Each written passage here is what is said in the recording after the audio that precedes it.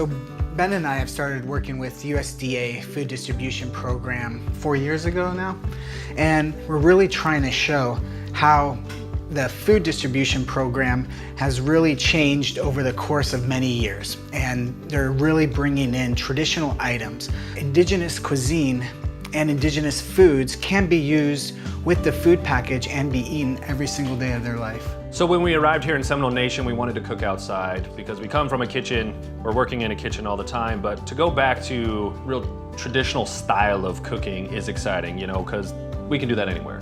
Anyone can do that in their backyard. You can do the smoke, you can do the fire. You get completely different flavors, you get different ideas. So in outdoor cooking, draws a lot of creativity and also can really showcase what these ingredients can do. You know, we needed to find a place and then we needed something to cook in. And so we found a nice spot down by the pond and decided we were gonna build our fire pit there. So dug holes, got some cinder blocks provided, and then really just started building up a fire, getting something really, really hot. 2 different cooking areas.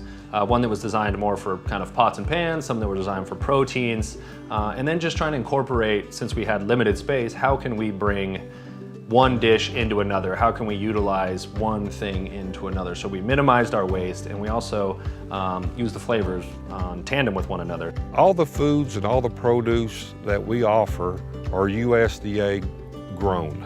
They're grown by American farmers. So there's a support back for the farming community as well. There's more control on the production of the food, the growth of the foods.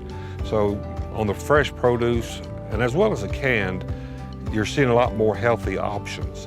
So let's talk about what we have here then, Matt. These are all things that we found in the distribution center.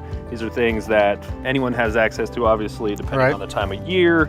Let's just run through real quick about what we decided to pick to cook today. Yeah, today we got some wild caught salmon from Washington State, I believe. And so we're gonna put this salmon on the grill, season it a little bit, and put it over some of our wild rice that we got. So this is a really cool product. This is Leech Lake wild rice. So this is native, produced, harvested, processed. So this is something you can go get directly. You know, you can bring indigenous ingredients in and native produced ingredients, which is what obviously we highly recommend. And then from there, I think, let's go ground bison. So we're gonna throw ground bison on our hot fire. We'll figure out what we're gonna do with some of that, but we're gonna incorporate some fresh vegetables that we had from the distribution center, from tomatoes, we got fresh corn, bell peppers, see an onion potatoes, onions, right, zucchini, squash. With the salmon, we're gonna go to a cedar tree over here. We're gonna snip some fresh cedar, then we'll smoke up that salmon. We made boiled water, put our wild rice in. Once we extracted our wild rice, we stored that water, and that's what we reduced our cranberry sauce in for our bison meatballs. We also took that wild rice and incorporated that into the bison meatball, and then just charred those up over the fire in a pan and added our cranberries on top. And then at the same time wanted to add some fresh vegetables, so we just shaved down our zucchini and squash, charred those up on the grills.